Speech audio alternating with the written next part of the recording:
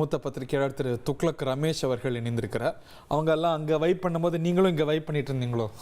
இல்லை, அதாவது இது மாதிரியான கூட்டங்கள், இதை விட அதிக கூட்டங்களை எல்லாம் என்னுடைய நீண்ட பத்திரிகையாளர் என்கிற வகை பயணத்தில் நான் பார்த்திருக்கிறேன்.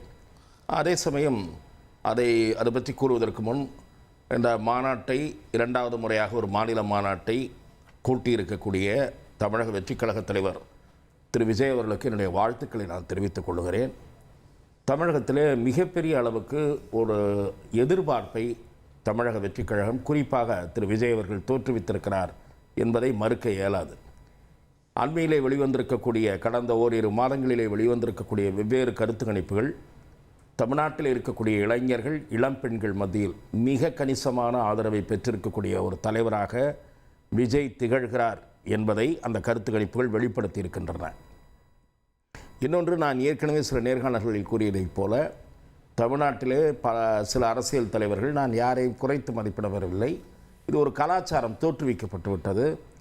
காசு கொடுத்து, சாப்பாடு பொட்டலம் கொடுத்து, வாகனங்களை ஏற்பாடு செய்து கொடுத்து அப்படித்தான் கூட்டத்தை கூட்ட வேண்டிய நிர்பந்தம், அந்த சூழல் உருவாக்கப்பட்டு விட்டது. ஆனால் அப்படி இல்லாமல் லட்சக்கணக்கானவர்கள் திரளுகிறார்கள் என்று சொன்னால் அது விஜய் அவர்களுக்கு இருக்கிறது. அதே போல் பல்லாயிரக்கணக்கானவர்கள் அல்லது ஆயிரக்கணக்கான ஏஜ் ப்ரொஃபைல்ஸ்லையும் இருக்கா? இப்போ நீங்கள் இந்த மாதிரி இளைஞர்களை நிறைய கட்சிகளுடைய மாநாடுகளில் பார்க்க முடியறதில்லை. இந்த மாதிரி ப்ரொஃபைல் நம்ம பார்த்தோம்ல, அது விஜய்க்கு இருக்கிறத பார்க்குறோம்.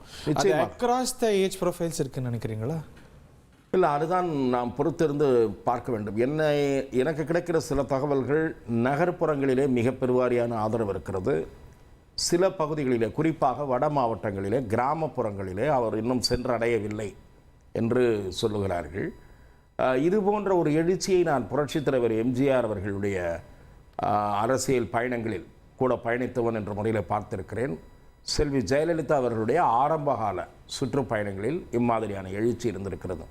ஆனால் ஒரு மாநாட்டன்று காலையிலேயே பெருமளவில் பல்லாயிரக்கணக்கானவர்கள், கிட்டத்தட்ட 1,00,000 பேர் இன்னும் வந்திருக்குமா என்று தெரியவில்லை, பார்க்கும்போது தொலைக்காட்சி வாயிலாக பல்லாயிரக்கணக்கானவர்கள் திரண்டு வந்திருக்கிறார்கள், வந்து கொண்டிருக்கிறார்கள். குறிப்பாக இளைஞர்களும் இளம்பெண்களும் வந்திருக்கிறார்கள் என்பது அவருக்கு அவர் உருவாக்கி இருக்கக்கூடிய எதிர்பார்ப்பு, அவருக்கு பெருகி வருகிற ஆதரவு, இதை வெளிப்படுத்து